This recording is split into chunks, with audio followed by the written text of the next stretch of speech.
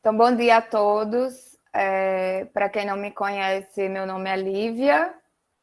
Eu fui professora do Departamento de Educação e Saúde de 2018 a 2020. E aí, agora eu estou no Departamento de Fisiologia aqui no campus de São Cristóvão. Então, primeiramente, queria pedir desculpas a vocês pelo atraso, né?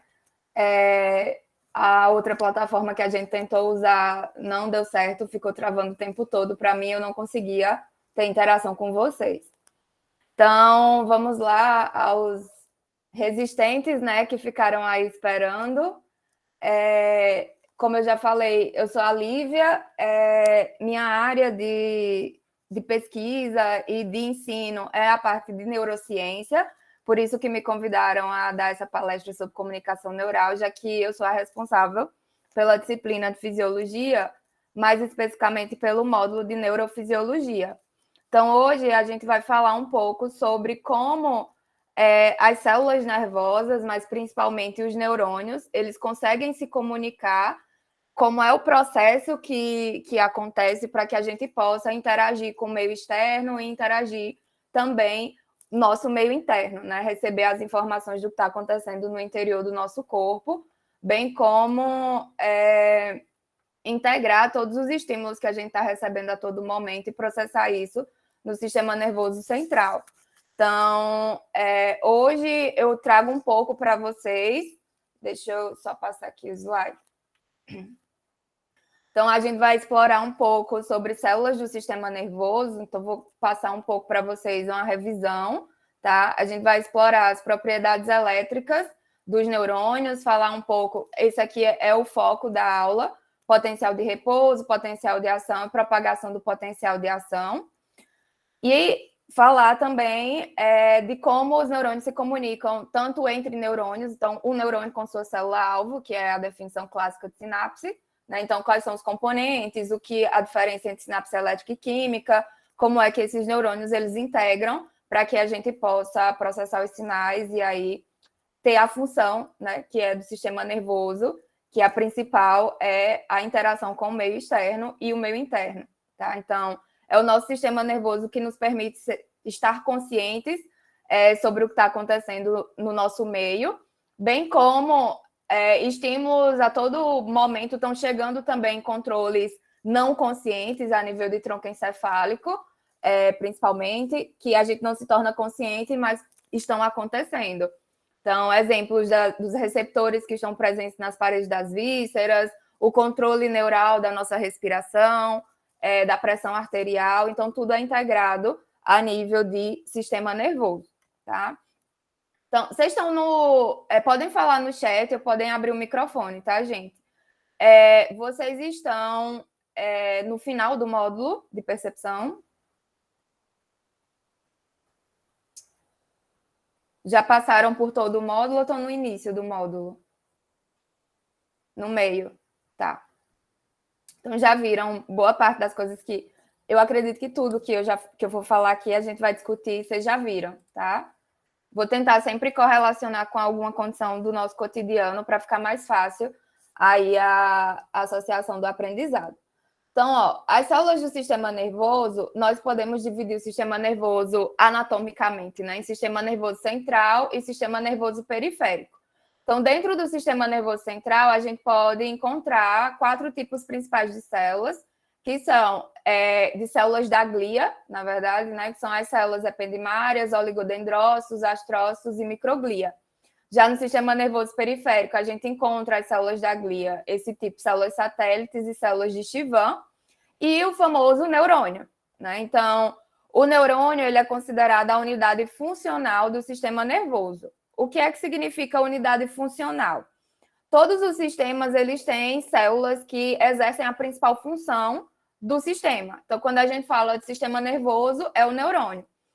Porém, o neurônio ele não funciona de forma adequada sozinho. Tanto que a gente tem células da glia em maior quantidade, em número, né, comparado à quantidade de neurônios no sistema nervoso central, principalmente. Então, as células da glia, antigamente, acreditava-se que elas tinham apenas suporte, tinham função de suporte estrutural. Tanto que glia vem de glue, que é cola. Porém, hoje já se sabe, principalmente sobre os astrócitos, que as células da glia em maior quantidade no sistema nervoso central, que das funções, né, os astrócitos é o que tem mais funções conhecidas até então, mas a gente tem funções associadas a essas outras células.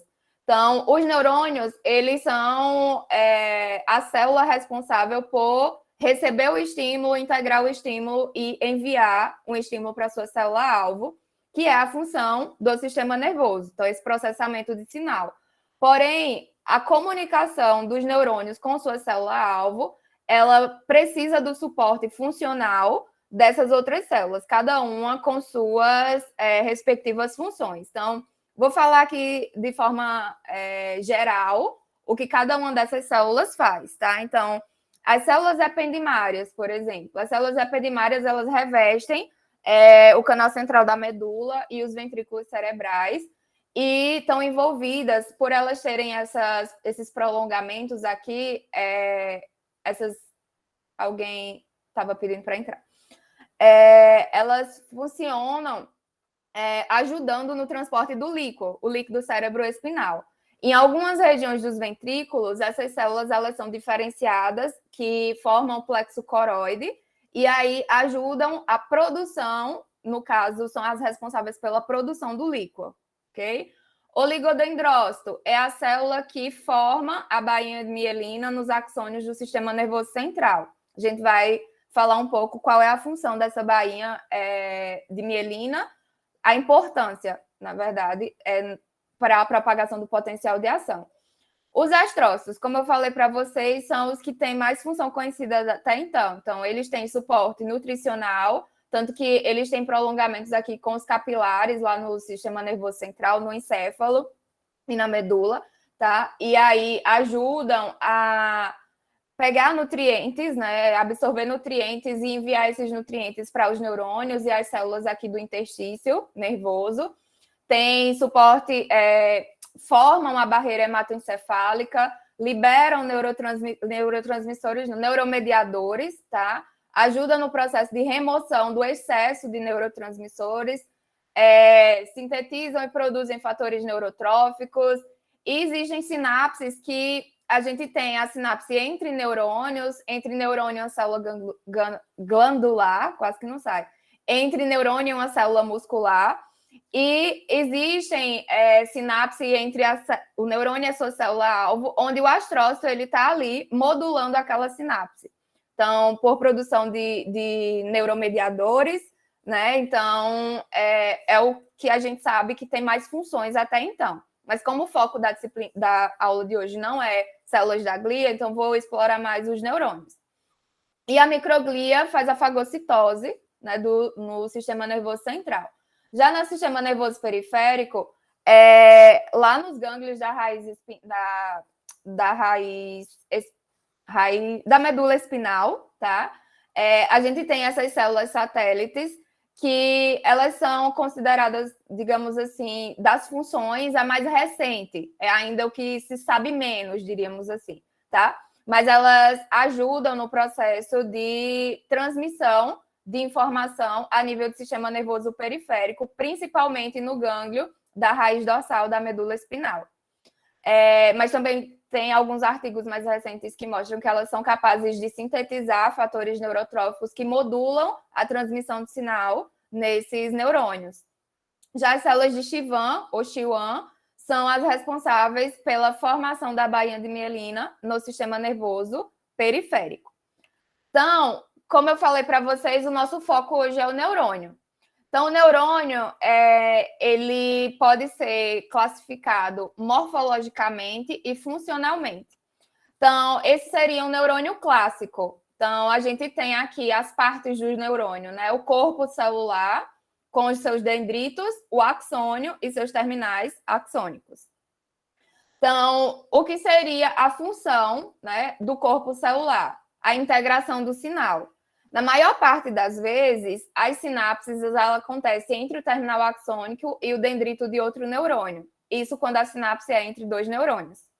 Então, essas ramificações que saem do corpo celular, que formam a porta de entrada, diríamos assim, é o sinal de entrada, na maioria das sinapses, ok? Nem todas as sinapses acontece axonodendrítica. Isso aqui é a formação, a função, né, dos dendritos seria receber a informação. Então, a informação acontece, entra pelos dendritos, na maioria das vezes, é integrada aqui a nível de corpo celular, e se o sinal for forte o suficiente para atingir o limiar de excitação desse neurônio, a célula dispara um potencial de ação que vai ser transmitido pelo axônio. Esse axônio ele pode ser amielínico ou mielinizado. Nessa figura aqui, a gente tem um axônio mielinizado. E aí, no final aqui do axônio, emite os terminais axônicos que, numa sinapse química, esses terminais axônicos vão liberar um neurotransmissor que vai ter efeito na célula-alvo. Então, quando a gente fala de sinapses e a relação das partes dos neurônios, a gente pode ter, na maioria das vezes, uma sinapse axonodendrítica, tá?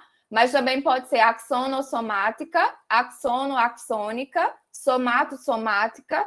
Então, depende do local que está trocando a informação entre os neurônios. E aí a gente considera o axônio como o sinal de saída, né? A porta de saída, que é onde vai ser liberado isso numa sinapse química, as substâncias químicas que vão ser responsáveis pela propagação da informação.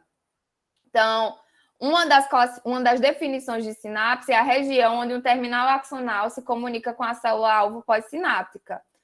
Eu não gosto muito dessa definição, porque isso restringe apenas a sinapse entre o terminal axônico e a outra parte da célula-alvo. Então, eu costumo usar a definição que é a região de troca de informação entre o neurônio e sua célula-alvo, independente se é entre dendrito e axônio, axonodendrítica, enfim, tá?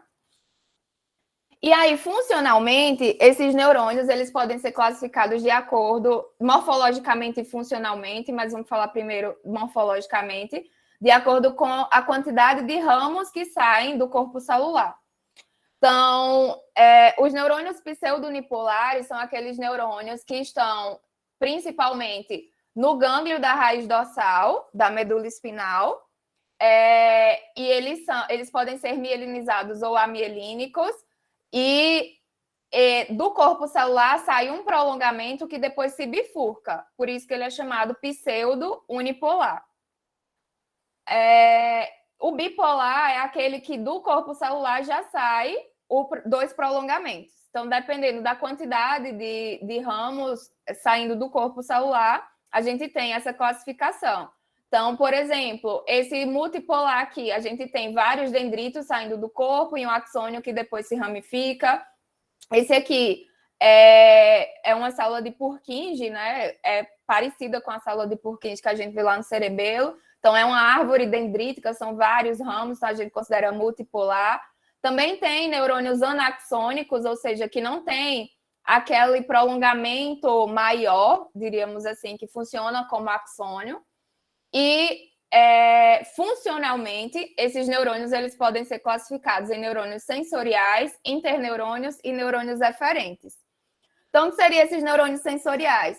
São aqueles neurônios que vão detectar o estímulo proveniente do meio externo ou do meio interno. Então, eles são responsáveis por enviar a informação que é aplicada no nosso corpo para o sistema nervoso central. Então, a gente fala neurônios sensoriais ou neurônios aferentes. E aí, exemplos, né, são os neurônios do olfato ou da visão e os neurônios pseudonipolares, que são os responsáveis, são os receptores, né, sensoriais da sensibilidade somática. Então, tato, dor, temperatura, propriocepção, todos são neurônios pseudonipolares. Então, um ramo vai para a periferia detectar o estímulo e o outro ramo vai para a medula espinal. Isso quando a gente está se referindo a tronco, membros superiores e inferiores, ou a nível de face, nervo trigêmeo, tá? Então, são neurônios pseudonipolares sensoriais. Então, pseudonipolar, multipolar, anaxônico é uma classificação morfológica de acordo com a quantidade de ramos que sai do corpo celular. Se eu falo sensorial, interneurônio, ou eferente, ou motor, isso é uma classificação funcional. O interneurônio são aqueles neurônios que estão entre neurônios, modulando as sinapses. entre os neurônios. Na maioria das vezes, eles têm função inibitória, mas também tem interneurônios com função excitatória. E os neurônios eferentes são aqueles que levam a informação do sistema nervoso central para a periferia. Ok? Dúvidas, pessoal, até agora?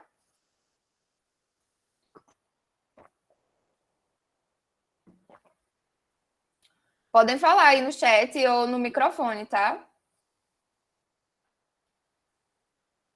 Posso continuar?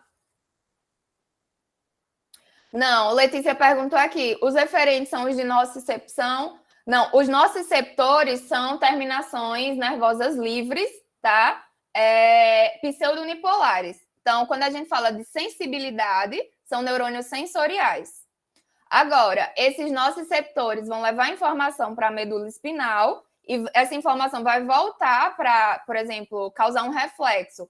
O neurônio que pega a informação da medula espinal, por exemplo, e leva para o músculo contrair sob reflexo, isso sim é um neurônio eferente. Mas aquele que sentiu o estímulo é um nociceptor, é um neurônio sensorial. Ou aferente. Aferente é neurônio sensorial. Eferente é geralmente neurônio motor. Aquele que pega a informação do sistema nervoso central e vai para a periferia. Ok? Então, vamos lá. Todas as células do nosso corpo, elas têm um gradiente eletroquímico entre o meio interno e o meio externo. Isso se dá principalmente pela característica molecular, né, da membrana celular da nossa célula. Isso, a sua capacidade, permeabilidade seletiva, isso leva a uma diferença de concentração entre os íons e moléculas carregadas eletricamente entre o meio interno, o citosol, e o meio externo, também chamado meio extracelular. No repouso, todas as células, elas têm uma característica eletronegativa no interior da célula, ok? E isso gera um potencial negativo, tá? Já que alguns fatores favorecem que mais cargas negativas estejam no interior da célula do que no exterior. Então, as células excitáveis, então, toda célula ela tem essa diferença de potencial, uma voltagem, né, entre o meio interno e o meio externo, com característica negativa no interior da célula. As células excitáveis são aquelas células que têm a capacidade de inverter esse sinal após um determinado estímulo. Quais são as células excitáveis que a gente pode se referir? Os neurônios, as células musculares, células glandulares. Tá? Não está saindo essa palavra hoje. Células glandulares. E aí, sob um determinado estímulo, seja mecânico, químico, elétrico, quando a gente se refere a neurônios, por exemplo, essas células, elas passam por uma inversão de sinal. Então, o que era negativo passa a ser positivo e tem uma inversão rápida de sinal. Isso é o que caracteriza o potencial de ação. Então, toda célula ela tem um potencial elétrico entre o meio interno e o meio externo. Porém, as células excitáveis, que são esses exemplos que eu falei para vocês, neurônios, células musculares, glandulares, elas têm a capacidade de inverter esse sinal após um estímulo, por isso que elas têm essa característica excitável. Então, potencial de membrana é essa DDP, tá? A diferença de potencial entre o meio interno e o meio externo. No repouso, as células excitáveis têm essa característica, que é uma eletronegatividade no meio intracelular comparado ao meio extracelular. Se a gente for registrar a voltagem no meio interno e comparar com o eletrodo colocado no meio externo, a gente vai ter células, na maioria das vezes, com menos 65, menos 70 de voltagem no interior da célula, comparado ao meio externo. Mas existem neurônios com menos 90, menos 80, isso varia de acordo com o tipo de célula. Okay? Então, potencial de repouso seria isso. Essa diferença de potencial entre o meio interno e o meio externo, que nas células excitáveis tem uma característica eletronegativa no meio intracelular, ok? Essa característica eletronegativa, por que a célula no seu interior ela fica negativa e não positiva, por exemplo, tá?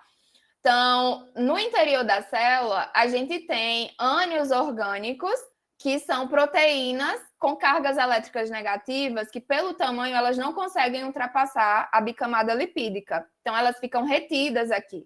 Como elas têm, isso aqui é o interior da célula, aqui o exterior, tá? Então, no repouso, na ação, elas não conseguem passar.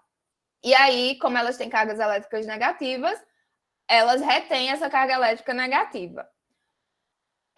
A membrana celular, ela tem canais de vazamento e canais dependentes de voltagem. O que são esses canais? São proteínas, podem ser integrais ou periféricas, tá? Mas quando a gente fala de canal, são proteínas que ultrapassam aqui a bicamada lipídica. E esses canais de vazamento, quando a gente está falando de potencial de ação, são 3 íons que vocês precisam assimilar, tá? Quando estiver falando de estabilidade neuronal, que são potássio, o sódio e o cloreto. São os principais íons que estão associados a essa potencial de membrana de repouso e o potencial de ação. Então, no repouso, a gente tem canais de vazamento, são proteínas integrais da membrana que são abertos, tá? São canais abertos a todo momento, então são canais de vazamento. A gente tem canais de vazamento tanto para o sódio quanto para o potássio, ok? Na membrana, a gente também tem uma enzima que a gente chama da bomba de sódio potássio ATPase. Essa bomba de sódio potássio ATPase, ela funciona sob um transporte ativo, ou seja, exige gasto de energia. Já esse canal de vazamento, ele é um transporte passivo, é por difusão, ok?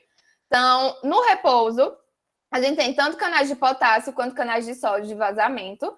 E aí, o potássio ele é mais concentrado no meio intracelular comparado ao meio extracelular. Já o sódio é o contrário, o sódio e o cloreto tem alta concentração no meio extracelular comparado ao meio intracelular. Então, por difusão, se a gente tem um canal que permite a passagem desses íons, o que é que vai acontecer? O potássio ele vai sair da célula e o sódio e o cloreto vão entrar na célula. Isso por gradiente de concentração, que é a característica da difusão, ok? Só que a permeabilidade ao potássio, ela é maior do que a permeabilidade ao sódio, quando a gente fala isso de neurônios.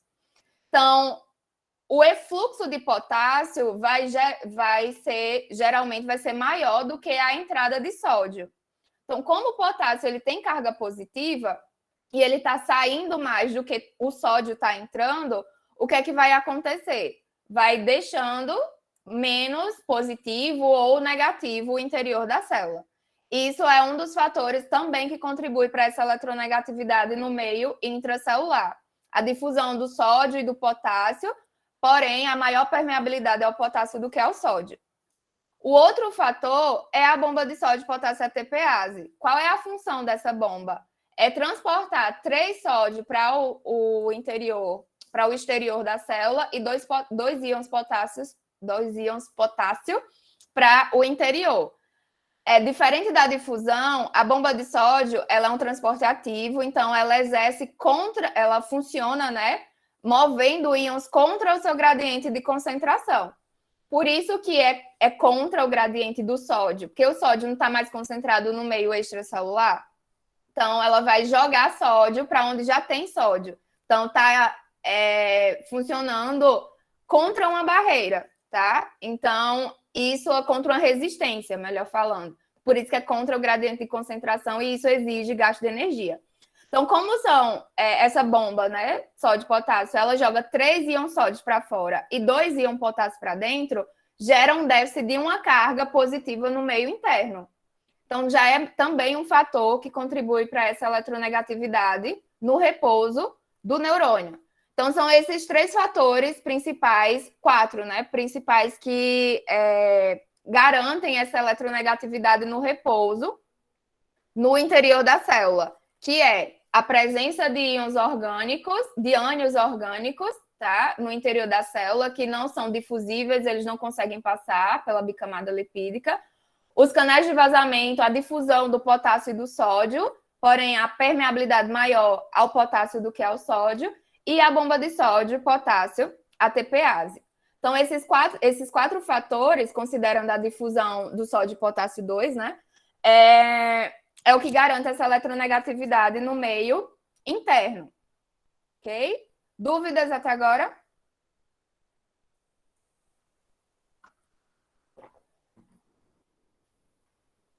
Então, vamos continuar. O gradiente de concentração é o que a gente chama de força motriz química. É aquela força que vai levar os íons a favor do seu gradiente de concentração. Então, seria a difusão dos íons. Como a gente tem mais sódio no exterior da célula do que no interior, a força motriz química vai fazer com que o sódio entre na célula. Ok? Já o potássio, a força motriz química, que é essa força de difusão, como ele está mais concentrado no meio interno do que o externo, vai fazer com que o potássio saia. Porém, esses íons, né, a característica de um íon é uma molécula carregada eletricamente. Então, o potássio e o sódio têm cargas elétricas. Então, o que é que vai acontecer? Devido àqueles canais de vazamento e à difusão, né, do potássio e do sódio, existe essa eletronegatividade aqui no interior e aqui positivo. Quando o sódio ele começa a entrar na célula, ele vai gerando aqui uma despolarização. O que é que significa isso? Um aumento de cargas positivas no interior da célula ou uma redução da negatividade. A gente pode reduzir a negatividade da célula, isso é despolarizar uma célula. Ou a gente pode tornar o interior da célula positivo, isso também é despolarização, ok? E isso vai gerando uma força motriz elétrica, tá? Quando a gente fala de eletricidade, quando as cargas negativas do interior da célula puxam o sódio, né? Porque cargas de sinais contrários atraem, cargas de sinais iguais repelem.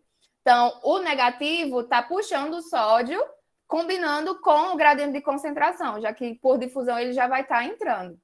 Já o potássio, como ele está muito concentrado no interior da célula, ele vai tender a sair tanto por difusão, porque tem uma maior permeabilidade, mas a força elétrica estaria puxando ele, já que ele é positivo, então esse negativo está como se puxando, né, atraindo.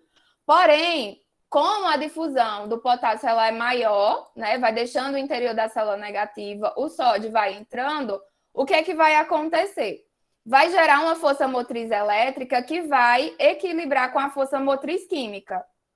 Então, no momento que o sódio ele entra na célula, vai deixando o interior da célula positivo, ok? A força elétrica vai repelir o sódio para que isso não aconteça. Então, o fluxo ele é considerado zero. Da mesma forma, quando o potássio ele começa a sair da célula, aqui vai ficando positivo.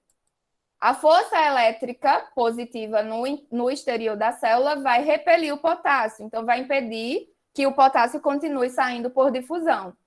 No momento que a força motriz química e a força motriz elétrica elas se equilibram, a gente atinge o potencial de equilíbrio de um determinado íon. Então, a gente considera que o fluxo resultante é considerado zero, ok? Então, é o que a gente chama potencial de equilíbrio eletroquímico ou potencial de Nernst. Então, é quando a força motriz elétrica ela se equilibra à força motriz química e o fluxo resultante ele é considerado zero. Porém, para que uma célula ela mantenha a sua excitabilidade, isso não pode acontecer. Okay? A gente precisa de um gradiente eletroquímico para que a célula ela fique excitável. Se a gente tem esse fluxo zero, é como se ela perdesse a estabilidade e não conseguisse ativar os canais de sódio, principalmente, né? Os dependentes de voltagem, para que aconteça o potencial de ação. Então, só para vocês entenderem o que é um potencial de equilíbrio, tá? Ou o famoso potencial de Nernst. Quando essas forças, elas se equilibram, né? Elas se anulam. E aí o fluxo resultante é zero. Por exemplo, aqui a gente tem, nessa situação o potássio saindo da célula por difusão, né? Então, o gradiente de concentração do potássio impele o potássio para fora da célula, enquanto que a positividade do meio externo faz com que o potássio ele entre, né? Que aqui é positivo, então a força elétrica vai fazer com que ele entre. Quando essas duas forças se equilibram, a gente tem o potencial eletroquímico. Então, essa equação de Nernst, ela é utilizada para a gente avaliar esse potencial de equilíbrio de um íon específico, tá? Então, considera algumas variáveis, eu não vou entrar em detalhes para vocês, mas quando vocês estão estudando potenciais de ação, essa equação ela sempre entra, e o que eu falo para os alunos é justamente isso, você não precisa decorar a equação, você precisa saber para que ela serve e qual a importância, tá? E aí, aqui a gente tem um exemplo do potencial de equilíbrio dos principais íons que eu falei para vocês, que são o sódio, o potássio e o cloreto, e os ânions orgânicos. Tá? Então, através da membrana celular, né, do axônio gigante de Lula, que é um dos principais alvos para o estudo, pelo tamanho, né, do axônio, para o estudo de potenciais elétricos de neurônios. Então, a gente considera o potencial de equilíbrio ou potencial de membrana sempre a voltagem está no interior da célula, ok? Então, se você vê um potencial de membrana menos 75, mais 60, mais 80, menos 90, aquilo está indicando a voltagem no interior da célula. Então, por exemplo, o que é que significa o potencial de equilíbrio do potássio em menos 75? Indica que quando o interior da célula ele tiver com uma voltagem negativa, em torno de 75 milivolts negativo comparado ao exterior, ocorre o potencial de equilíbrio. Então, aquele fluxo resultante ele é considerado zero, e aí a saída de potássio, ela anula a entrada de potássio pelas forças motrizes química e elétrica, elas atingirem um equilíbrio. E por que o sódio ele é positivo e não negativo? Alguém poderia me responder?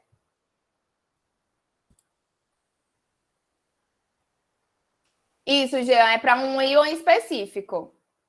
Ele perguntou aqui o potencial de Nernst ou a equação de Nernst é para calcular o potencial de equilíbrio de um íon específico. A gente vai ver qual é a outra equação que considera vários íons ao mesmo tempo. Então, gente, por que o do sódio, o potencial de equilíbrio é mais 55 nesse axônio, tá? Porque isso varia de acordo com a célula, e não menos 55?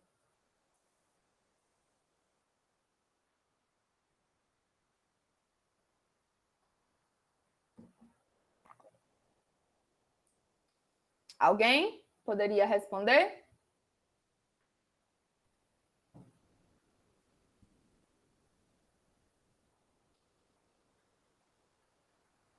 Não, nesse caso aí nem existiu ainda o potencial de ação para que tenha repolarização. Isso é no repouso, tá? Considerando uma condição experimental, a gente está avaliando a que voltagem acontece o equilíbrio para o sódio. Lembram que o sinal se refere, tá, àquela voltagem que vai impedir a continuação da entrada ou da saída daquele íon específico. Então, por gradiente de concentração, o que é que vai acontecer? O sódio ele é mais concentrado no meio extracelular do que no meio intracelular. Então, por difusão, ele vai entrar na célula. Quando ele entra na célula, ele vai carregando, ele tem carga positiva, então vai deixar o interior da célula positivo. Então, quando o interior da célula se torna 55 milivolts positivo comparado ao exterior, acontece potencial de equilíbrio do sódio. Por que o potássio ele é negativo? Porque o potássio ele sai da célula e ele vai levando cargas positivas, deixando o interior da célula negativo. Por isso que, quando o interior da célula fica negativo, aí exige o potencial de equilíbrio. Por isso que vocês precisam assimilar essa questão de onde o íon está mais concentrado, se é no meio extra ou no meio intra. O sinal, negativo ou positivo, está indicando a voltagem no interior da célula quando aquele íon atinge o equilíbrio, ok? No cloreto, por que o cloreto é negativo? Além do cloreto ele ter carga negativa, a diferença de concentração, a difusão, vai permitir com que o cloreto ele entre na célula, levando cargas negativas. Então, vai deixando o interior da célula negativo, ok? Então, quando o interior da célula fica menos 60 milivolts comparado ao exterior, A entrada por difusão do cloreto, ela cessa quando a gente compara a força motriz química, a força motriz elétrica começa, diríamos assim, a criar uma resistência a repelir mais cargas negativas. Então, elas se equilibram e aí atinge o potencial de equilíbrio. E por que os ânions, eles não têm potencial de equilíbrio? Justamente porque eles não são movimentados através da membrana. Então, como eles não são movimentados pelo tamanho, eles não conseguem passar através da membrana, a gente diz que os ânions orgânicos, apesar de ter cargas elétricas, eles não têm potencial de equilíbrio. Ok? Sim, Júlia, ele pergunta aqui, ó. Então, devemos sempre relacionar a quantidade extracelular e intracelular com potencial de equilíbrio? Também é uma das funções, né? Porque naquela equação de Nernst, a gente considera a quantidade de concentração no interior e no exterior da célula. Então, saber pelo menos onde está esses três íons, né? Sódio, cloreto e potássio, onde está mais concentrado do que está no intra ou está no extracelular, isso vai ajudar vocês a entenderem o porquê que o potencial de equilíbrio de um é negativo e o outro é positivo. Ok? E isso também vai favorecer o entendimento do potencial de ação. O que é que vai causar a despolarização, a repolarização. Então, ó, gente, no repouso a gente diz que a célula está polarizada, com característica eletronegativa no meio intracelular comparada ao meio extracelular.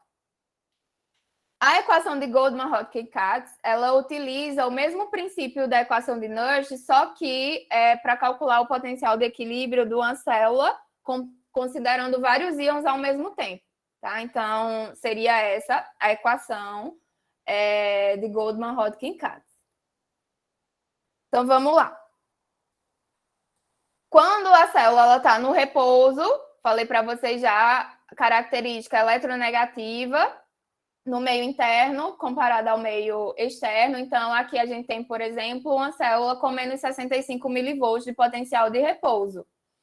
Se eu coloco uma célula menos 90, menos 80, aquilo ali está indicando que o estímulo para atingir, quanto mais negativo for esse número aqui, geralmente maior é o limiar de excitação para que aquela célula tenha um potencial de ação, tá?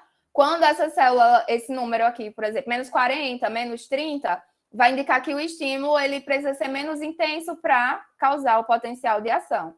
Okay? Então, quanto mais negativo esse número aqui, diríamos que não é mais difícil, mas o limiar de excitação dessa célula ele se torna maior. Então, o estímulo ele precisa ser geralmente mais intenso para causar o potencial de ação daquele neurônio. Ok? Então, são aqueles fatores que eu falei para vocês que geram essa eletronegatividade no interior da célula. Aqui podendo variar de menos 70 a menos 60, tá? E que é a difusão do potássio e do sódio pelos canais de vazamento, a bomba de sódio e potássio ATPase e a presença dos ânions orgânicos. São esses fatores que garantem que nas células excitáveis, durante o repouso, esse interior fique eletronegativo.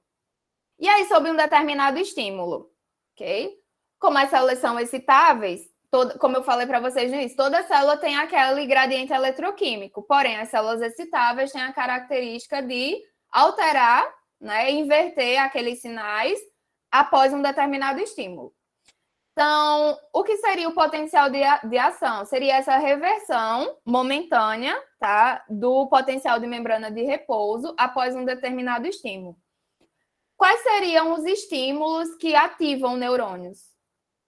Quais exemplos que vocês poderiam me dizer? Considerando o tipo de energia. É mecânica, térmica, química?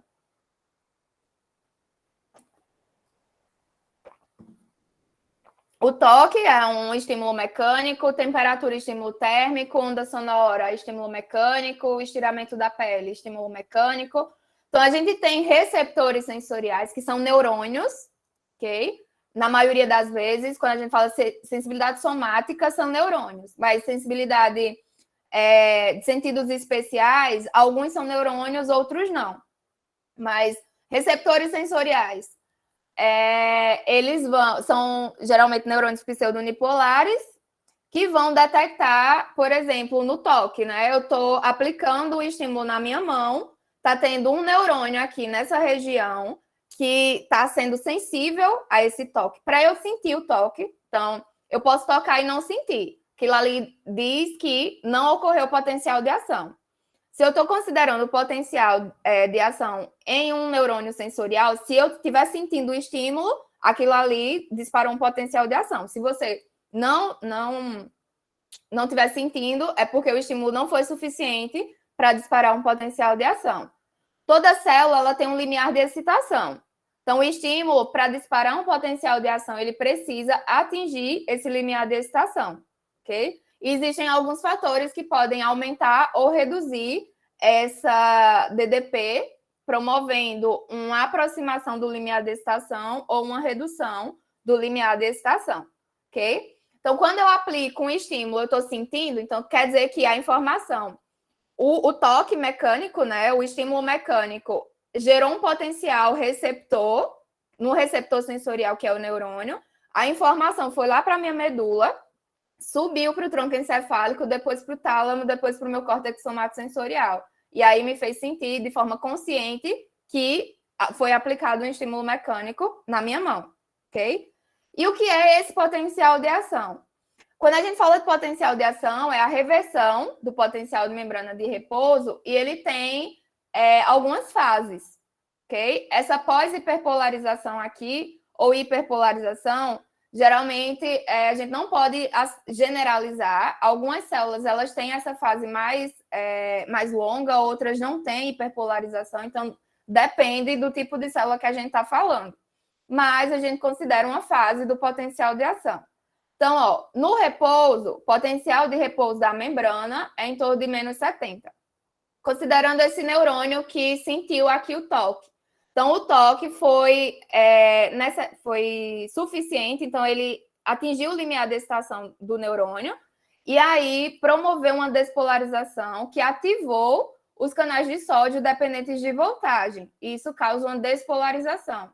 Então, a célula ela vai ficando menos negativa e aí o potencial de ação geralmente ultrapassa o zero. Então, chega a um momento, em torno de mais 30, que essa despolarização ela cessa e começa a ocorrer a repolarização. Então, na maior parte das vezes, num potencial de ação, a despolarização é causada por uma ativação dos canais de sódio dependentes de voltagem. Ok? Chega um momento que esses canais de sódio dependentes de voltagem, eles começam a ser inativados por voltagem.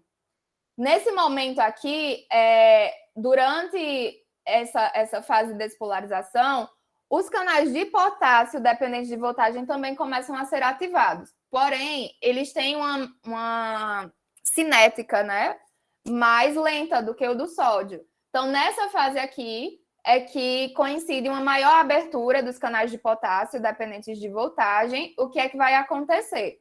Quando o sódio ele para de entrar e o potássio vai sair, né? Porque o sódio é mais concentrado no meio extracelular do que no meio intracelular. O potássio, o contrário, no meio intra, comparando ao meio extra.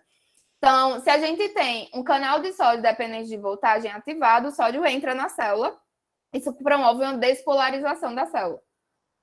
Se essa despolarização for suficiente para atingir o limiar de excitação daquele neurônio, dispara o potencial de ação, que segue o princípio do tudo ou nada, que eu vou falar para vocês daqui a pouco o que é que significa. Da mesma forma que eles são ativados, os canais de sódio dependentes de voltagem também são inativados por voltagem. E aí, nessa fase aqui, a saída de potássio ultrapassa a entrada do sódio. Então, ocorre a repolarização, que é a volta para o potencial de membrana de repouso. Porém, como a cinética desses canais de potássio ela é mais lenta, então eles demoram mais a se fechar. Eles também são inativados pela voltagem, tá? E essa demora, diríamos assim, faz com que o interior da célula ela se torne mais negativo do que o repouso. Então, é o que a gente chama de hiperpolarização. Então, hiperpolarizar a célula é deixar ela mais negativa do que o repouso. Despolarizar a célula é deixar ela ou menos negativa ou positiva. E repolarizar a célula é tornar essa célula negativa após uma despolarização, ok? Então, essas são as fases do potencial de ação, que pode ser nesse formato em espícula, pode ser com platô, isso é característico das células excitáveis do miocárdio. Tem fases onde o tempo pode ser maior ou menor, isso depende da especificidade do neurônio, da célula em si, né, de célula excitável, e suas funções, ok? Então, por exemplo, esse platô aqui, ele vai ter uma função lá no miocárdio, que vocês vão ver lá no sistema cardiovascular, tá? Então, células que não têm platô, elas têm um disparo mais rápido. Esse platô, ele precisa acontecer para que o coração ele funcione como uma bomba. Se fosse assim, ó, lá no coração, o miocárdio ele não teria tempo para contrair e relaxar, receber o sangue para bombear novamente, tá? Então, esse platô, ele ajuda nesse processo.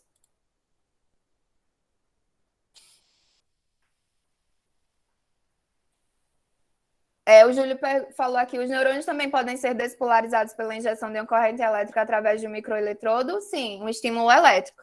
Então, quais são os estímulos que podem ser estímulos limiares, né? Para que desencadeie um potencial de ação, o estímulo precisa ser limiar. Então, a gente pode ter um estímulo mecânico, térmico, químico ou elétrico. Então, quando a gente fala de receptores sensoriais, por exemplo, aqueles neurônios que vão detectar os estímulos, eles podem ser ativados por estímulos mecânicos, a gente chama mecanorreceptores, que são os receptores do tato e propriocepção. Ou nociceptores, se for um estímulo mecânico mais intenso, ok? Estímulo químico pode ser, por exemplo, alterações na concentração de potássio, alterações na concentração de cálcio no sangue. Isso pode gerar uma alteração da estabilidade do neurônio ou do miocárdio, que tem células excitáveis. Térmico, a gente sente temperatura porque existem receptores sensoriais que detectam essas alterações de temperatura. Okay? Então, e se a gente aplica um choque, tipo, aplica um estímulo elétrico na célula, também vai alterar a voltagem da célula e desencadear a despolarização, ativando aqueles canais de sódio, principalmente, né? Dependentes de voltagem. Então, o Júlio perguntou aqui como é que a lidocaína interfere no fluxo de sódio. É justamente porque ela tem a capacidade de bloquear essa fase aqui.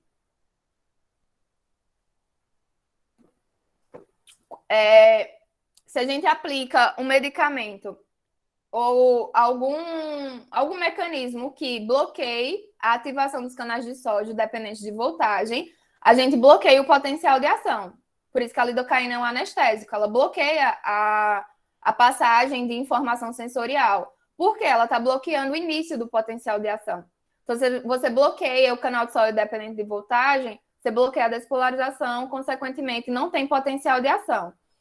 E o sistema nervoso, ele só funciona, né, ele só detecta estímulo se esse estímulo ele for convertido em potencial de ação. É o que a gente chama de código neural. Então, código neural do sistema nervoso é potencial de ação. Então, toda célula, principalmente quando a gente está falando de sensibilidade, a gente só detecta o estímulo se aquele estímulo que pode causar um potencial graduado se transformar em um potencial de ação. Então, se a gente bloqueia essa fase aqui, a gente não tem potencial de ação e aí você não tem informação sendo processada. Ok, Júlio? Então, os anestésicos, eles funcionam, alguns tipos, né, de anestésicos funcionam pelo bloqueio dos canais de sódio dependentes de voltagem. Então, ó, nessa figura, a gente tem 4 exemplos de estímulos. O D, o C, o B e o A. O A, ele é um estímulo hiperpolarizante, tá? Ele causou um potencial graduado hiperpolarizante. O que é que significa potencial graduado? É a alteração do potencial de membrana da célula após um estímulo. E esse potencial graduado, essa alteração da voltagem, ela pode ser uma despolarização ou uma hiperpolarização. Então, o estímulo abaixo do limiar de excitação da célula, ele pode causar uma hiperpolarização da célula. Estava menos 70 no repouso, ficou menos 80, diríamos assim. Então, ele afastou a célula do limiar de excitação. Então, esse é um potencial graduado hiperpolarizante. Outra característica do potencial graduado, além de poder ser hiper ou despolarizante, exemplo do despolarizante. Eu apliquei um estímulo B e um C aqui, ele despolarizou a célula. O que é que significa despolarizar? Deixar ela menos negativa, né? E aproximar do limiar de excitação. Então, ela ficou mais próxima do zero. Então, aqui, você aproximou a célula do limiar de excitação. Então, você diminuiu a DDP. Isso é um estímulo despolarizante. Então, o potencial graduado é uma alteração da voltagem do interior da célula, né, do potencial de membrana, após um estímulo, que pode ser tanto despolarizante quanto hiperpolarizante. E ele reduz de amplitude, tá, à medida que se propaga. É diferente do potencial de ação, que segue o princípio de tudo ou nada. Então, esses estímulos que desencadeiam um potencial graduado, eles podem ser sublimiares, ok? Já o estímulo que vai desencadear um tudo ou um potencial de ação, ele tem que ser limiar. Ele precisa atingir o limiar para disparar o potencial de ação. O que seria esse princípio tudo ou nada? Ou o estímulo atinge o limiar de excitação e dispara o potencial de ação, ou não atinge. Então, ele é tudo ou nada. E ele não altera a amplitude à medida que se propaga, tá? Por isso que ele é tudo ou nada. Então, um exemplo seria esse estímulo D. É um estímulo limiar. Então, aqui, atingir o limiar de excitação. O que é o limiar de excitação? É aquela voltagem necessária para disparar um potencial de ação na célula, tá? Que nesse caso aqui vamos considerar o neurônio, como a gente está falando de comunicação neural. Então, se o limiar de excitação dessa célula aqui está em torno de menos 68, sei lá.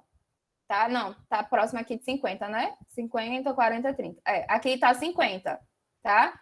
Então, tá próximo aqui. Um estímulo que chegue, se o limiar é menos 50, vamos dizer assim. Então, aqui, eu sou péssima para usar esse... Ai, não, gente, não sai não, o 5. Mas aqui considerando que é 50, tá? Menos 50. Se eu aplico um estímulo despolarizante e atinjo menos 60, ok?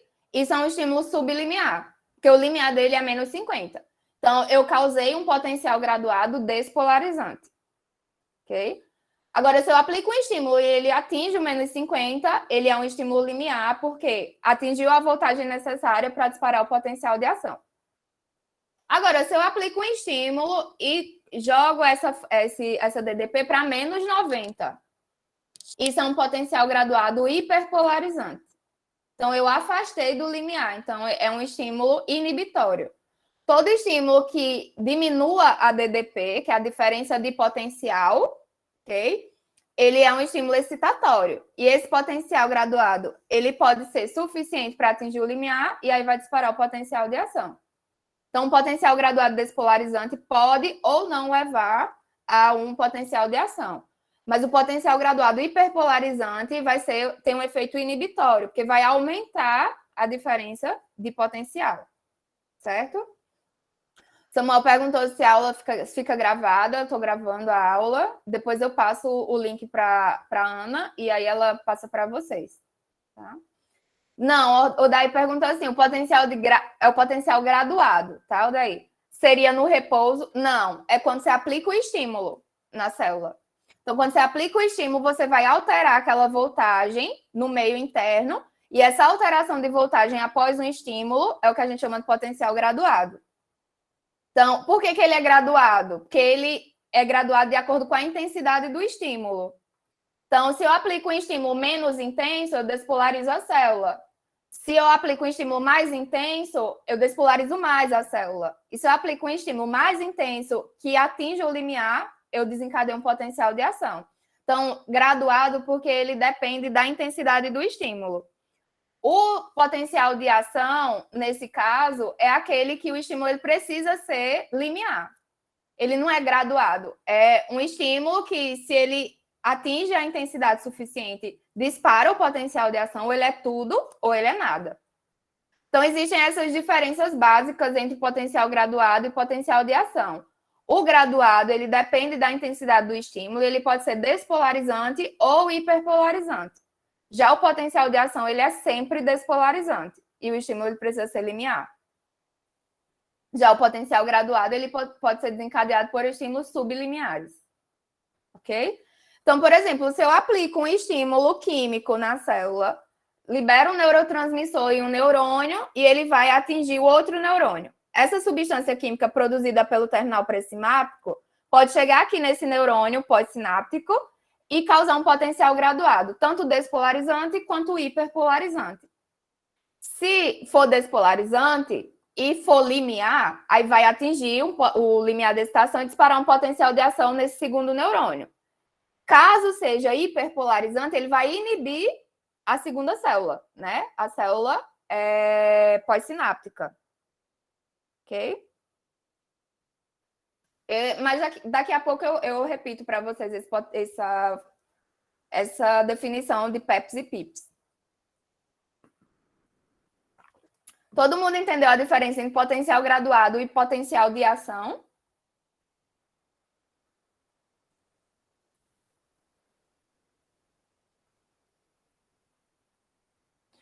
Então, ó, estímulo sublimiar, estímulo sublimiar. Então, é aquele estímulo despolarizante, porque a célula ficou menos negativa, mas não atingiu o limiar. O estímulo aqui, ele é sublimiar, mas ele é hiperpolarizante, porque deixou a célula mais negativa, ok? Já o estímulo limiar dispara o potencial de ação. Então, toda célula, ela tem um limiar de excitação. Então, por exemplo, os nociceptores, que são os receptores sensoriais associados à dor, ou nocicepção, fisiologicamente falando, eles têm um limiar de excitação mais alto, comparado aos receptores do tato. Então, se eu aplico um estímulo na minha mão, eu estou aplicando o estímulo, eu estou sentindo. Isso é um estímulo tátil, tá? Se eu aumento o estímulo aqui e causo aumenta o risco de uma lesão, né? Uma potencial lesão, o estímulo ele é mais intenso. Então, o limiar de excitação ele é mais intenso para eu sentir a dor, tá? Então, os dois estímulos são mecânicos, mas um é de tato, geralmente o limiar de excitação é mais baixo do que o nociceptor, que precisa de um estímulo mais intenso para disparar o potencial de ação e você sentir aquela sensação desagradável que é associada à nocicepção. Todo mundo entendeu o que é a limiar de excitação?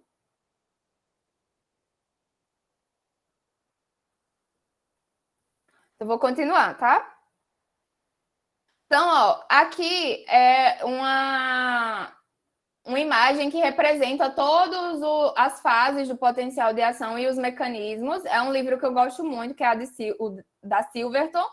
Ele é bem ilustrado, tá? Eu acho que ajuda muito essas figuras.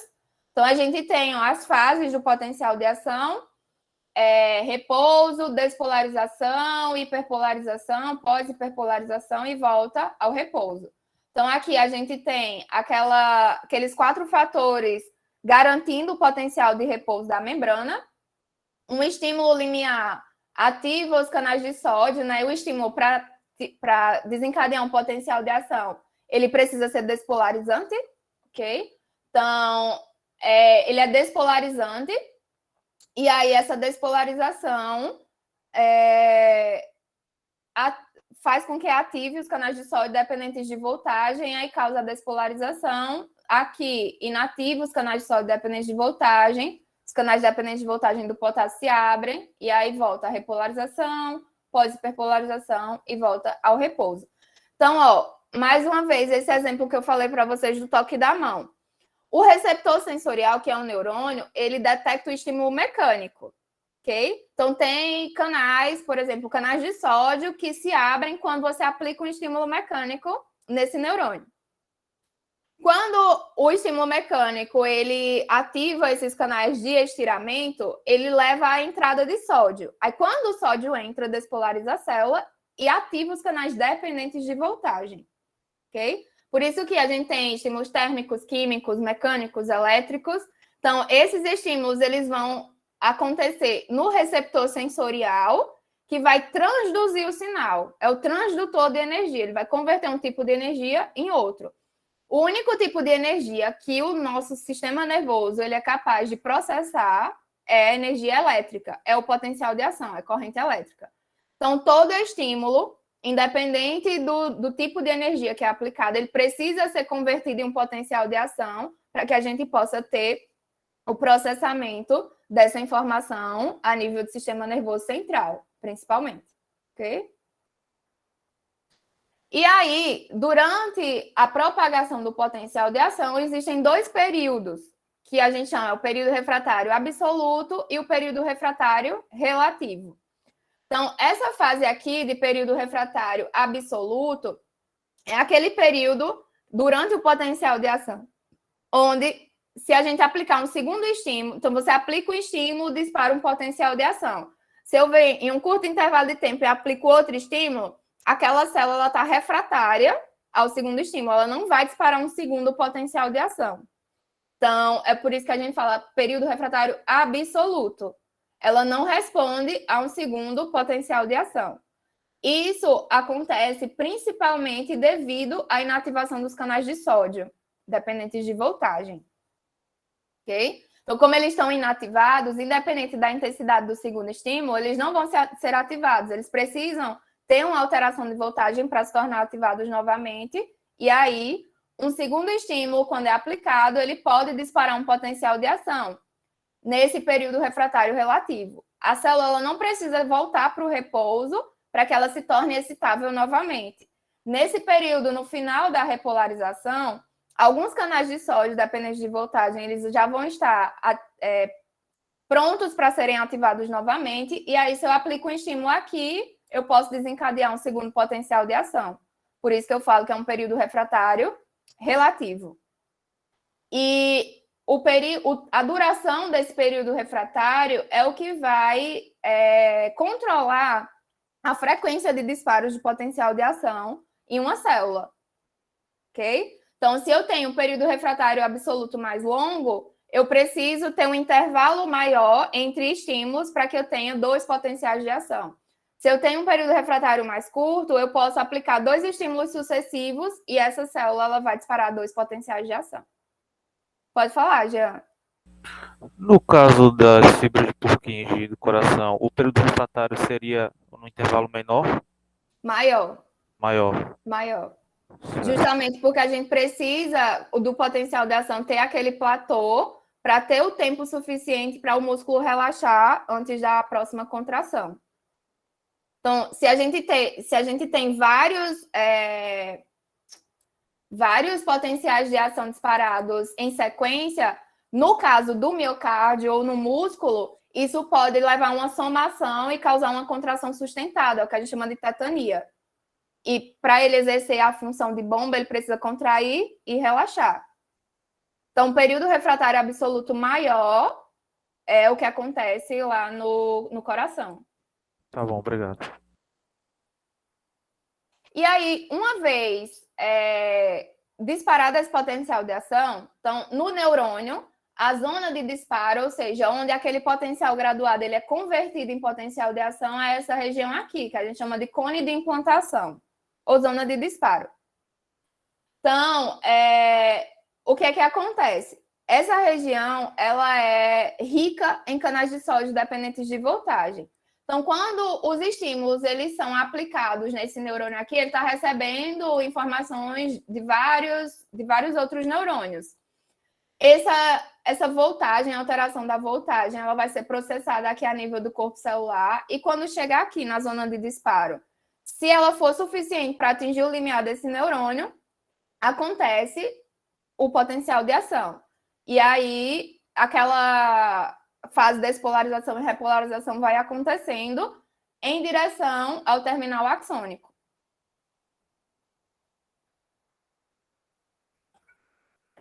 Então, vamos lá. Aqui, ó, ativa canais de sódio dependentes de voltagem, o sódio vai entrar, e aí, à medida que as cargas positivas entram, elas vão seguir em 2 direções. À medida que vai indo para essa direção aqui, ela vai ativando outros canais de sódio dependentes de voltagem, e isso faz com que o potencial de ação seja propagado em direção ao terminal axônico.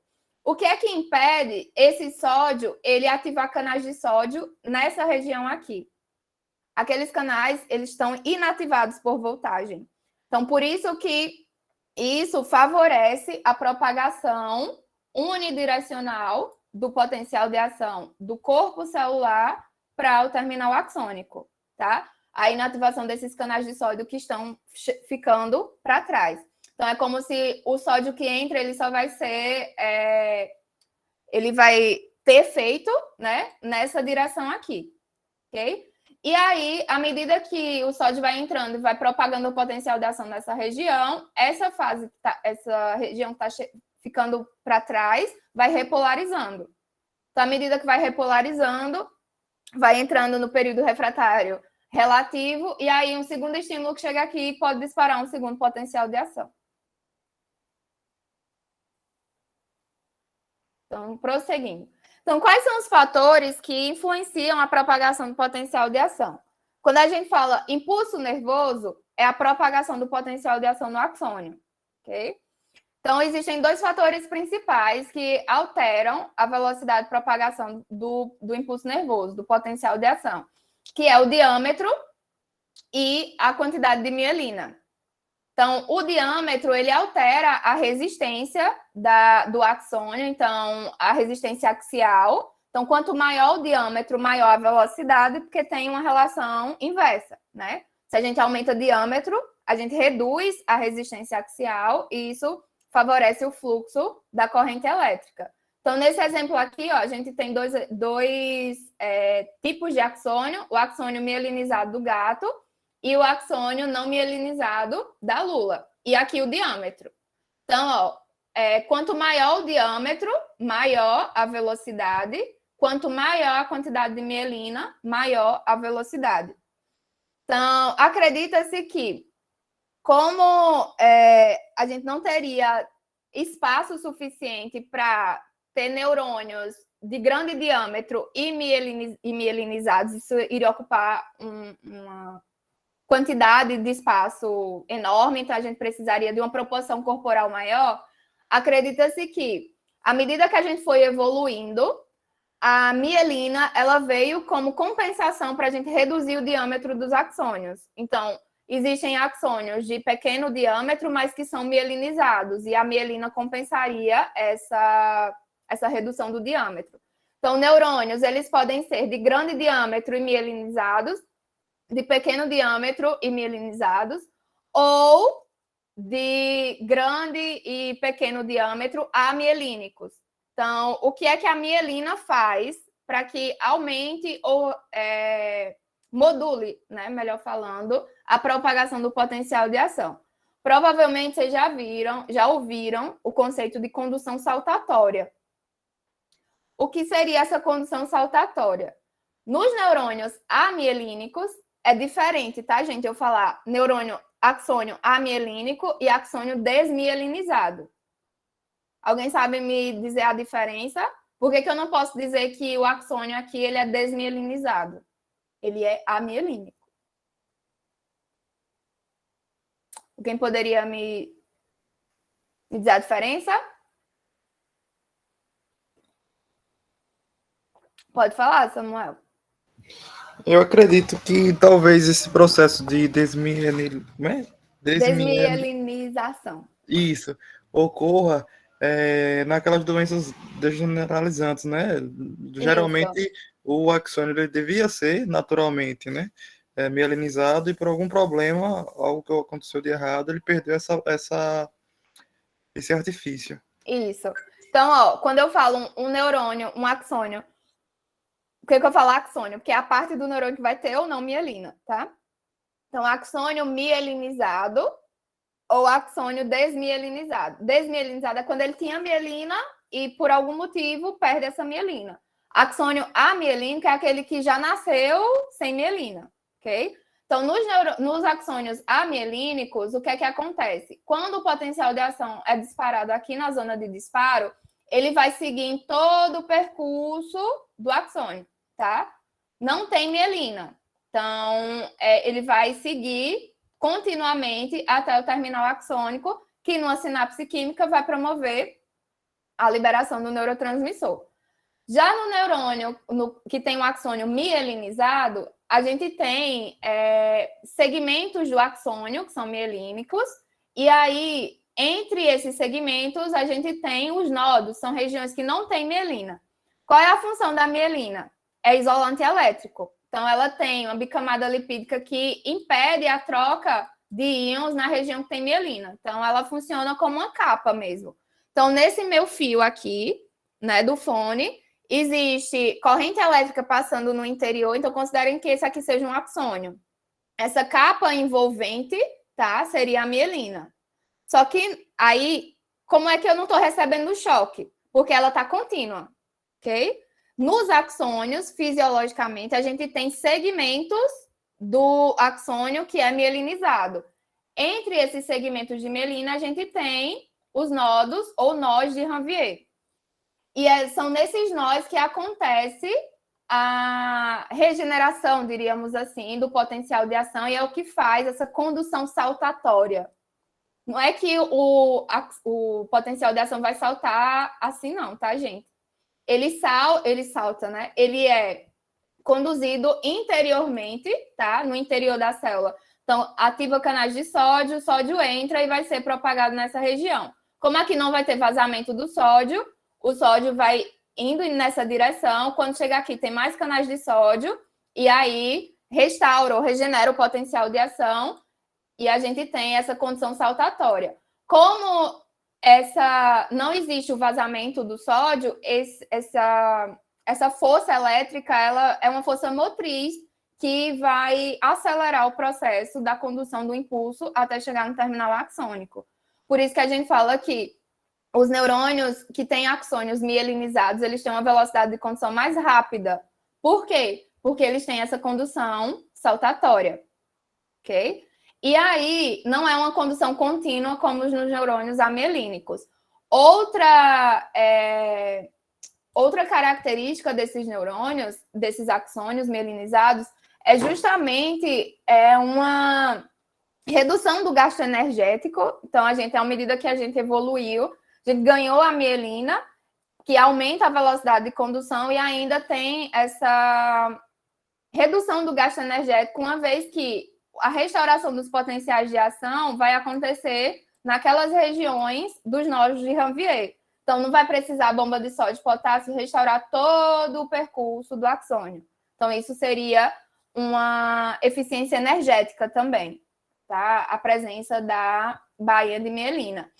E por que durante doenças desmielinizantes, as pessoas elas começam a ter sintomas sensoriais, motores, justamente porque à medida que você perde a mielina, nessa região aqui, você vai ter, né, não vai ter mais o isolante elétrico, que é a mielina.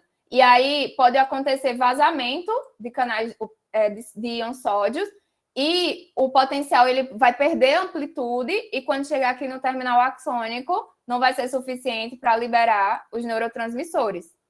Então, ele pode se perder no meio do caminho, diríamos assim. E a pessoa começa a sentir fadiga, pode ter sintomas visuais, pode ter paralisia muscular, enfim, são vários os sintomas dependente da condição de desmielinização. Ok? Então, aqui, ó, os principais fatores que eu falei para vocês, esses axônios, eles podem ser classificados, né, de acordo com o diâmetro e de acordo com a presença de mielina. E funcionalmente, a gente classifica essas fibras, né, esses axônios, em fibras tipo A alfa, A beta, A delta e tipo C. Então, à medida que elas são de grande diâmetro e mielínicas, ó, maior diâmetro e presença de mielina, a velocidade de condução maior. À medida que você vai diminuindo o diâmetro e vai diminuindo a presença da mielina, isso vai reduzindo a velocidade de condução. Então, tem receptores, tem neurônios, fibras, né, dos neurônios, que eles têm esses axônios com essas características. Então, quanto maior o diâmetro e tem mielina, maior a velocidade de condução. Exemplos dessas fibras, né? A alfa, são os próprios receptores neurônios motores, tem fibras A alfa, ok? Fibras mielínicas médias, são aqueles receptores sensoriais do tato. Fibras dos receptores sensoriais, dos nociceptores, termorreceptores, as terminações nervosas livres associadas à nocicepção em temperatura, fibras A delta e fibras tipo C. Então, dependendo do tipo de fibra, a informação, quando a gente está se referindo à sensibilidade, ela vai chegar mais rápido ou mais lenta do que lá no sistema nervoso central para ser processada, porque varia de acordo com esses fatores. E aí, uma vez o potencial de ação chegar aqui no terminal axônico, né? Esses 3 tipos aqui, ó, de sinapses são sinapses químicas. Então, uma substância química vai ser liberada e vai fazer efeito ou num outro neurônio, ou numa célula muscular, ou numa célula glandular. Então, quando existe o contato entre as células que estão trocando informação, aí é um tipo de sinapse que a gente chama de sinapse elétrica. Quando existe a liberação de uma substância e não existe contato entre as células, é uma sinapse química. Então, a gente tem aqui, ó, 3 tipos de células-alvo dos neurônios. Um neurônio, um outro neurônio, né? Uma célula muscular, que pode ser músculo esquelético, músculo liso, ou o próprio músculo cardíaco, e as células glandulares. E aí, essa região de troca de informação entre o neurônio e sua célula-alvo, a gente chama de sinapse, que pode ser elétrica ou química. Então, aqui a gente tem 2 exemplos entre neurônios, né? O neurônio pré-sináptico e o neurônio pós-sináptico, ok? Então, a célula 1 e a célula 2. Então, na sinapse elétrica, os neurônios, ou as células, então vamos falar aqui dos neurônios, elas têm contato entre si por junções que a gente chama de junções comunicantes. E aí, o fluxo de corrente, ele é passivo, tá? É a favor do gradiente de concentração. Então, sob um determinado estímulo, por exemplo, alteração de pH, alteração da concentração de cálcio, ou estímulo elétrico em si, faz com que os neurônios que estão formando a sinapse, eles combinem através das conexinas, que são proteínas que vão formar essas junções gap aqui. E aí, uma vez elas conectadas, elas formam um canal. Esse canal é o que a gente chama de junção gap. E uma vez formado esse canal, o canal está aberto e vai deixar passar os íons a favor do seu gradiente de concentração. Então, a informação pode passar da membrana pós-sináptica para a membrana pré ou da membrana pré para a membrana pós. Isso vai depender do gradiente de concentração daquele íon, ok? Essas são as principais funções da sinapse elétrica. Isso acontece durante o nosso desenvolvimento embrionário e em algumas regiões, enquanto adulto mesmo, a gente também tem sinapses elétricas. A exemplo daqueles neurônios do controle respiratório, neurônios do hipocampo, acho que no hipotálamo, a gente tem neurônios que também atuam, mesmo no adulto, com sinapse elétrica. E a maioria dos neurônios se comunicam por sinapse química. Então, um estímulo aplicado no neurônio pré-sináptico, ele vai desencadear uma cascata de eventos que vai promover a liberação de substâncias, que são os neuromediadores. E aqui, ó, não existe contato sináptico, tá? Entre as células. Existe o que a gente chama de fenda sináptica, é um espaço entre os neurônios. E aí, essa substância vai se ligar a um receptor na membrana pós-sináptica e despolarizar ou hiperpolarizar aquela célula. Então, na sinapse elétrica, o sinal ou corrente, né, passa diretamente através das junções comunicantes ou gap junctions. Elas são rápidas e bidirecionais. Os efeitos, ele é limitado ao tempo do estímulo e usa pouca energia metabólica, tá? Já que o fluxo é passivo, não depende de gasto energético, de bombas trabalhando contra o gradiente de concentração. Já na sinapse química, as principais vantagens, sim, e aqui a transmissão é bidirecional, como eu falei para vocês, tá? Já na sinapse química, ela permite a amplificação do sinal, uma vez que os neurotransmissores, dependendo da quantidade de neurotransmissores que é liberado aqui, você pode aumentar ou reduzir o sinal que vai ser passado para a membrana pós-sináptica. Na sinapse elétrica não existe modulação de sinal, ok? A transmissão sináptica ela é unidirecional, o neurotransmissor pode ter efeito excitatório quanto inibitório, e a gente tem uma plasticidade sináptica, ou seja, se um estímulo ele for capaz de aumentar a quantidade de receptores ou diminuir a quantidade de receptores na membrana, tanto pós quanto pré, isso é um tipo de plasticidade, capacidade de se adaptar, ok? Aumenta ou reduz a síntese de neurotransmissores. Isso também é um tipo de plasticidade. Se eu aumento ou reduzo a quantidade de dendritos no neurônio, isso também vai afetar a sua excitabilidade. Então, é uma plasticidade. Então, existe neuroplasticidade, tanto morfológica quanto funcional. Ok? E aqui, ó, a gente tem um exemplo. O que acontece se eu aplico um estímulo despolarizante no terminal pré-sináptico? Então, aqui, ó, a célula estava menos 70, eu apliquei um estímulo despolarizante que causou um potencial de ação nesse terminal pré-sináptico aqui. Aqui existem canais, que são canais de cálcio dependentes de voltagem. E aí, quando a voltagem ela aumenta, né, se torna positiva, esses canais de cálcio eles se abrem. O cálcio, como ele é mais concentrado no meio externo do que no meio interno, ele vai entrar na célula. Quando ele entra, ele se liga a um complexo que a gente chama complexo Schneer, que é um complexo de proteínas, que vai desencadear a fusão dessas vesículas. Aqui a gente tem os neurotransmissores, tá? Então, essas vesículas, à medida que o cálcio entra, ela vai promover a fusão das vesículas e o neurotransmissor ele vai ser liberado na fenda sináptica. E aí, o que é que vai acontecer? O neurotransmissor liberado, dependendo do tipo de receptor que ele vai se ligar, ele pode causar tanto uma despolarização quanto uma hiperpolarização. Então, a alteração do potencial de membrana da célula pós-sináptica é o que a gente chama de potencial pós-sináptico. Ele pode ser excitatório, que são os PEPs, ou potencial pós-sináptico inibitório, que são os PIPs. O que é um PEPs? Nesse caso aqui, ó, o neurotransmissor, ele se ligou a um receptor dependente de ligante, né? Precisou se ligar à substância, então é um receptor dependente de ligante, e abriu o canal de sódio. Então, ele é um potencial pós-sináptico excitatório, porque o sódio ele vai despolarizar o interior da célula. Porém, se ele abre um canal de cloreto, por exemplo, o cloreto vai entrar e o cloreto tem carga negativa. Então, vai causar um potencial pós-sináptico inibitório. Então, o tipo do potencial pós-sináptico ele vai depender do tipo de receptor que o neurotransmissor ele vai se ligar. Então, eu poderia ter acetilcolina aqui sendo liberada e ela tem um efeito excitatório em uma célula e inibitório em outro. É o mesmo neurotransmissor. Mas dependendo do tipo de receptor, esse receptor ele pode ser um canal de sódio ou um canal de potássio, tá? E aí isso vai interferir com a função, né, e o efeito no potencial pós-sináptico. Então, a gente tem vários tipos de neuromediadores, também chamados neurotransmissores. Por que eu coloquei neuromediadores?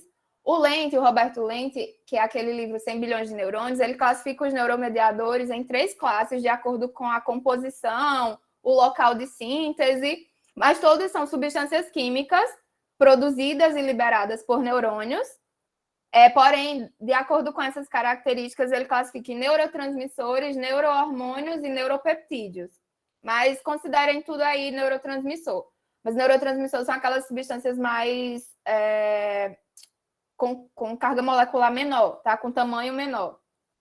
Mas a gente tem aqui, ó, acetilcolina, as aminas, os aminoácidos, os gases, né? Óxido nítrico, monóxido de carbono também pode ter uma modulação sináptica, pode ser produzido por neurônio, então pode ser considerado um neuromediador. E os neurohormônios, que são aquelas substâncias produzidas por neurônios, mas são secretadas no sangue e têm um efeito à distância. Então, funciona como um hormônio, mas é um neurohormônio que é produzido por um neurônio. tá? Então, aqui são alguns exemplos. Aqueles liberadores de hipotálamo, vasopressina e ocitocina, os peptídeos hipofisários, a melatonina. Então, todas essas substâncias, elas vão ser liberadas por um neurônio pré-sináptico e atuar no neurônio pós-sináptico a curta distância ou numa célula-alvo a uma distância maior, que é o caso dos neurohormônios. E aí, uma vez liberados, esses neurotransmissores, esses neuromediadores, eles precisam ser desativados, tá? Então, o que é que causa a liberação desses neurotransmissores? O potencial de ação precisa chegar aqui, ativar canais de cálcio dependentes de voltagem e aí promover a exocitose dos neurotransmissores. Se ligar no receptor e aí promover o PEPs ou PIPs. Então, por exemplo, existem alguns mecanismos que a gente pode afetar a liberação desse neuromediador e bloquear o sinal, tá? Causar uma paralisia muscular, por exemplo. Então, é a toxina botulínica, ela tem esse efeito, né? O mecanismo de ação da toxina botulínica é justamente no neurônio normal, tá? Esse neurônio, ele vai liberar por exocitose a acetilcolina se liga lá no músculo, onde tem receptor nicotínico, e aí desencadeia o processo necessário para a contração muscular. Quando a gente injeta a nicotina, o que é que vai acontecer? Aquele complexo que é responsável pela fusão da vesícula na membrana pré-sináptica e, consequentemente, necessário para a exocitose, né, da acetilcolina, vai estar bloqueado. Então, você quebra o complexo Wisner. E aí não existe exocitose da acetilcolina, consequentemente, o músculo não vai contrair, ok? E aí você pode causar uma paralisia muscular por um mecanismo, né? Nesse caso aqui, na sinapse, a gente está afetando a liberação do neuromediador.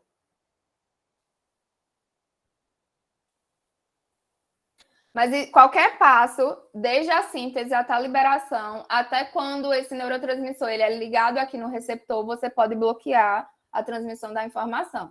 Então, esses receptores, eles podem ser de vários tipos, mas vamos se restringir a 2 aqui, tá? São os receptores ionotrópicos e os receptores metabotrópicos. Os receptores ionotrópicos são canais controlados por ligante. Então, quando o neurotransmissor se liga aqui, abre o canal e aí, dependendo do íon, né, pode causar uma despolarização ou uma hiperpolarização. Então, por exemplo, se eu se eu desencadeio a liberação de um neurotransmissor, ele se liga a um canal que que é aberto ao potássio. Então, o potássio ele é mais concentrado no meio intracelular do que no meio extracelular. Então, o potássio vai sair da célula. Com ele, sai cargas positivas. Então, o interior da célula vai ficar negativo. Por isso que causa uma hiperpolarização. Ok? Se eu aplico um neurotransmissor, né? Se eu desencadeio a liberação de um neurotransmissor que leva à abertura de canais de cloreto. Cloreto tem carga negativa. O cloreto vai entrar na célula, deixando o interior da célula negativo. Isso é um PIPs, hiperpolarização. O contrário, se eu abro um canal de sódio, o sódio entra, mas deixa o interior da célula positivo. Então, isso é um PEPs, tá? Um potencial excitatório pós-sináptico. E aí, essa célula-alvo, se essa despolarização atingir o limiar da excitação, dispara um potencial de ação. Se for um neurônio, uma célula muscular. Porém, se esse potencial for hiperpolarizante, você inibe a célula. Já os neurotransmissores, os receptores metabotrópicos, são aqueles receptores que o neurotransmissor se liga a ele é ativado e ativa uma proteína que a gente chama proteína G. Então, um receptor acoplado à proteína G. Essa proteína G é que vai ativar uma cascata enzimática que produz segundos mensageiros. Pode ser AMP cíclico, GMP cíclico, IP3, são vários os tipos. E aí, esses segundos mensageiros podem alterar, né, ou modificar proteínas existentes na membrana, ativar ou inibir uma enzima, por exemplo, ou ir lá no DNA e RNA, regular a síntese de novas proteínas, então tem uma resposta intracelular coordenada. Mas quando a gente se refere a potencial de ação, por exemplo, esse receptor, esse segundo mensageiro pode ir num canal, abrir ou fechar um canal e causar um PEPs ou um PIPs, tá? Então, por exemplo, receptores da dopamina. Receptores da dopamina, eles são receptores metabotrópicos. A gente tem 5 tipos e seus subtipos, né, do D1 a D5. Noradrenérgicos são receptores metabotrópicos. Já o receptor do glutamato, a gente tem tanto ionotrópico quanto metabotrópico. Da acetilcolina, tanto nicotínico, que é ionotrópico, quanto muscarínico, que é acoplado à proteína G, que é metabotrópico. Então, o efeito do neurotransmissor, ele depende do tipo de receptor que é ativado, ok? Lembre-se sempre disso. E aí, uma vez liberado esse neurotransmissor, ele precisa ser desativado para que a célula ela continue sendo excitável, né? Volte, né, a se tornar excitável. Então, existem 3 mecanismos básicos de desativação de um neurotransmissor, que é a liberação, quando ele é liberado, ele pode ser recaptado por transportadores presentes na membrana pré-sináptica e ser inativado aqui ou ser reciclado para voltar para as vesículas, liberado novamente. Pode ser recaptado pelos astrócitos, que principalmente os astrócitos que captam esse excesso de neurotransmissor. Pode se difundir e sair da fenda sináptica, né, e atingir o sangue e depois ser metabolizado. Ou aqui, principalmente a nível de junção neuromuscular, a gente tem a acetilcolinesterase, que é uma enzima que degrada a acetilcolina, por exemplo, tá? Então, existe degradação enzimática, pode existir por recaptação ou difusão. São os 3 mecanismos básicos de inativação de um neuromediador. Então, se eu bloqueio, por exemplo, a recaptação de um neurotransmissor, eu vou estar aumentando a quantidade de neurotransmissor na fenda. Então, isso eu posso aumentar o tempo que esse neurotransmissor vai ter, né, para fazer efeito na membrana pós-sináptica. Então, as anfetaminas, né, têm mecanismos de ação associados a esse mecanismo. Por exemplo, as anfetaminas, elas podem inibir a recaptação de noradrenalina, ou dopamina, ou serotonina, tá? Mas principalmente dopamina e noradrenalina, quando a gente fala de anfetamina. E aí, uma vez você bloqueando a recaptação desses neurotransmissores, você aumenta a quantidade dessas substâncias que vão ter efeitos excitatórios nos neurônios pós-sinápticos, ok? Um outro exemplo de bloqueio da recaptação, que é utilizado principalmente para... não principalmente, mas mais comumente, né? Usado para o tratamento da depressão, é a fluoxetina, que é um inibidor da recaptação de serotonina. Então, quem tem depressão, geralmente tem redução dos níveis de serotonina nas fendas sinápticas em regiões específicas do encéfalo. E aí, quando você bloqueia a recaptação de serotonina, você aumenta a quantidade de serotonina na fenda e aí reduz os efeitos da doença, da depressão. Então, a gente pode modular essas sinapses, né, que está acontecendo no nosso sistema nervoso central e por vários mecanismos, desde aumento da produção da síntese de neurotransmissores, a liberação desses neurotransmissores, a ativação dos receptores ou não. Então, são vários os mecanismos. Uma vez que esses neurotransmissores chegam na célula-alvo, eles vão promover PEPs ou PIPs. Didaticamente, a gente sempre coloca aqui o que está acontecendo entre um neurônio e outro, ou entre um neurônio e uma célula muscular. Mas isso está sendo tudo integrado, está acontecendo o disparo de vários neurônios ao mesmo tempo e está existindo uma integração sináptica. Então, são vários axônios chegando no corpo celular de outro neurônio e eles podem alterar a voltagem nesse corpo celular e causar um PEPs ou causar um PIPs, tá? Isso é o que a gente chama de integração sináptica. Os sinais estão se integrando no espaço ali na célula-alvo. E, morfologicamente, essa integração sináptica pode ser por divergência ou convergência. Então, divergência é aquela que um neurônio ele se ramifica, vai fazer sinapse com outros, né, que também se ramificam. Então, o sinal ele vai divergir, ok? Já convergência é o contrário. Então, vários neurônios vão convergir para um mesmo neurônio e aí vai existir esse processamento de sinal. E quando a gente fala no tempo que tipo assim, na frequência de disparo de potencial de ação, é um tipo de integração sináptica que a gente chama de somação. Por exemplo, se a gente tem esse neurônio aqui, está recebendo informações de 3 terminais axônicos, 3 terminais pré-sinápticos, e eles são ativados ao mesmo tempo, tá? Eles vão se somar no espaço, ok? Então, são a ativação de 3 terminais pré-sinápticos simultaneamente e se somam num único neurônio-alvo. Isso é o que a gente chama de somação espacial.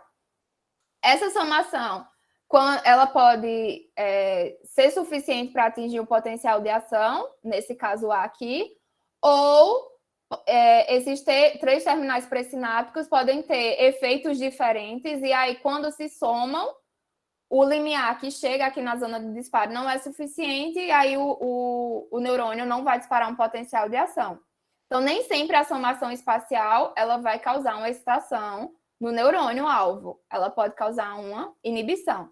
Então, quando vários terminais pré-sinápticos eles são disparados simultaneamente no mesmo neurônio, é uma convergência, né, aqui, e convergem para o mesmo espaço, a gente chama de somação espacial.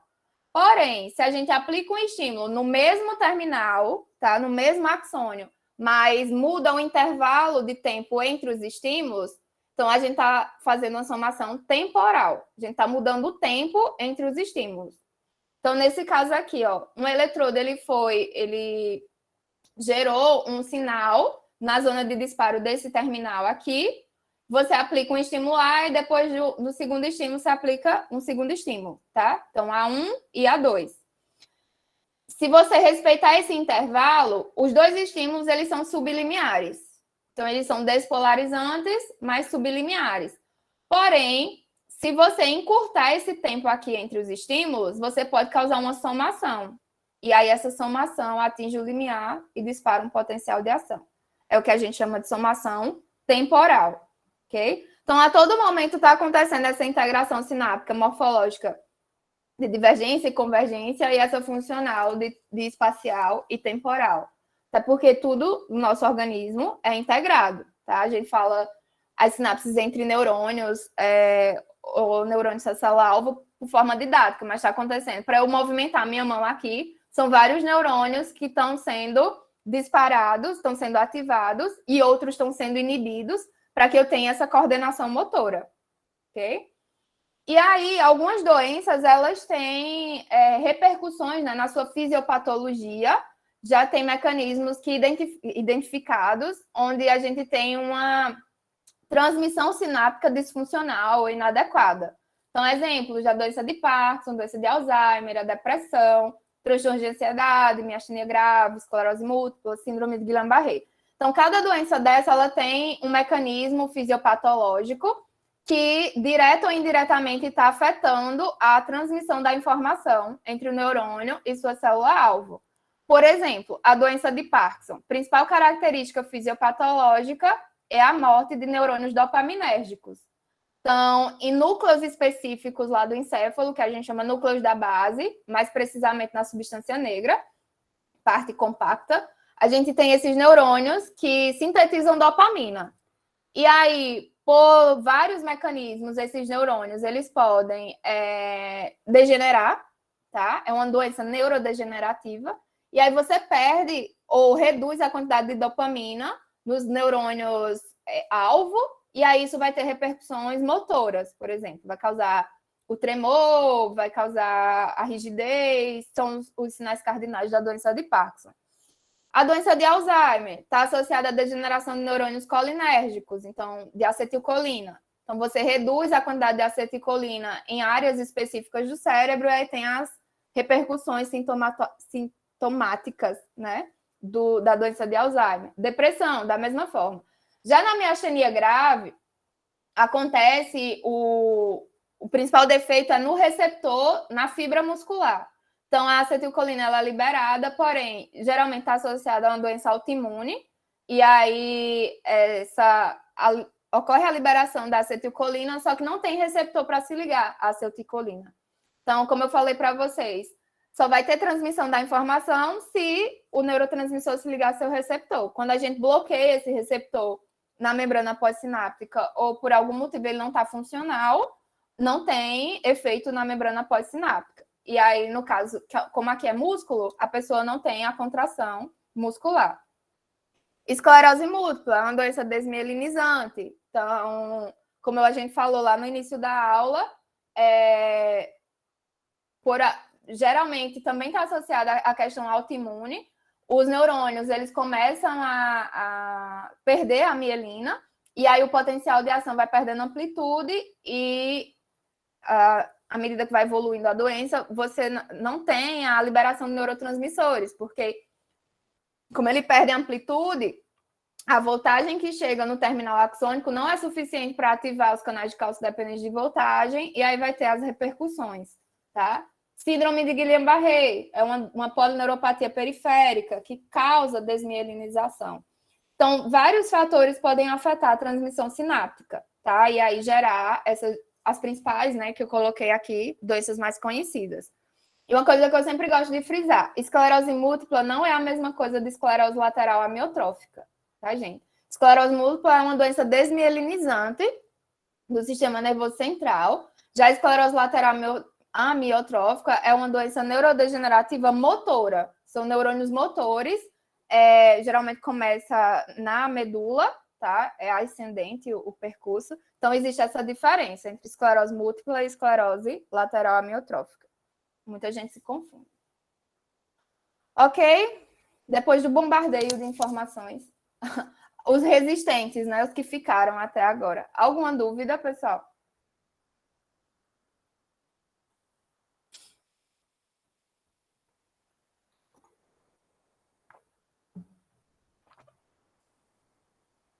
Então, obrigada aí pela paciência de todos. Espero que possa ter sido esclarecedor para vocês, né? As palestras é mais uma questão de revisão mesmo do assunto trabalhado e uma forma da gente trazer para vocês informações que muitas vezes no tutorial não consegue abordar. Eu vou deixar gravada, sim, a aula, e aí eu vou passar para a professora Ana e ela repassa para vocês o link. Eu vou colocar no YouTube, tá? E aí eu jogo o link do YouTube para vocês, certo? Espero que vocês tenham gostado. Boa semana para todos. Aqui está meu e-mail, caso vocês queiram tirar alguma dúvida. Estou à disposição, certo? Não garanto responder de imediato, mas tentarei responder na medida do possível. Então, boa semana a todos, gente. Desculpem aí mais uma vez pelo atraso. Questões de tecnologia. Boa tarde a todos e boa semana.